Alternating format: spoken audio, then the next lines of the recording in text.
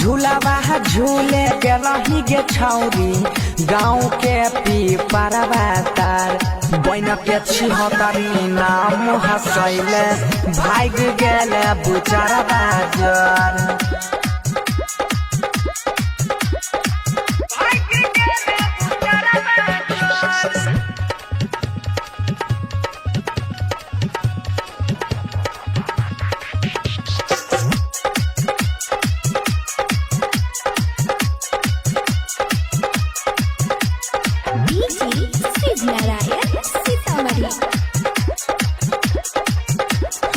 पिपरा छोड़ी के गेलही गे छौरी पेरा खाइले करुआ मोर पेरा खाइले करुआ मोर पेरा खाइले करुआ पिपरा छोड़ी के गेलही गे छौरी पेरा खाइले करुआ मोर बन के छिहतरी नाम